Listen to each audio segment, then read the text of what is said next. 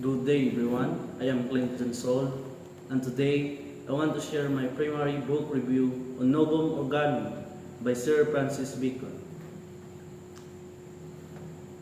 This is a really interesting book, especially if you're curious about how we figure out what's true in the world. So the philosophical question in this book confronted is, how can we really know what's true, especially when our own thinking can something be biased or wrong? An answer that claim is,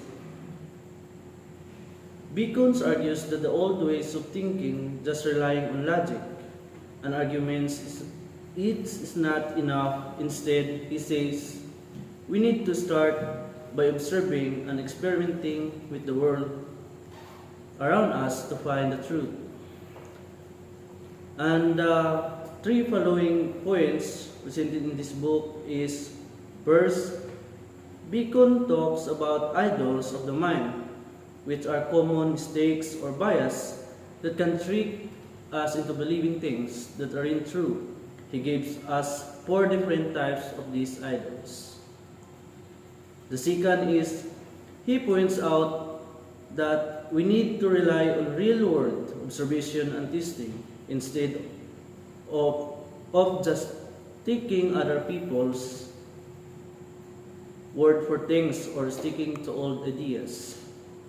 And the third is, Bacon lays out a new method where we collect facts from the world around us and build our ideas from there. This approach is a big step toward this day modern science works. The key strength of the book's arguments on logic lies in the fact that the strongest part of Bacon's argument is how it encourages us to change the way we think about discovering new knowledge. He really pushes us to look at the world directly and test our ideas.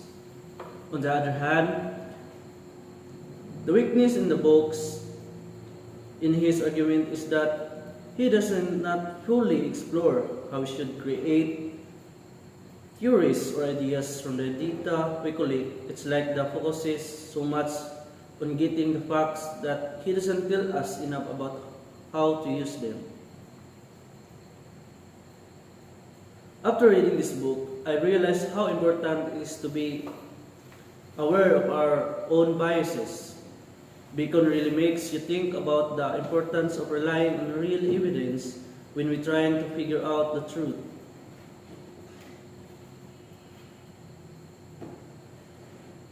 With all the new ideas in science and logic, science Bacon's style, I think this approach could be updated by including how modern scientists their ideas and deal with the limits of just collecting data. That's all for today. Thank you for watching.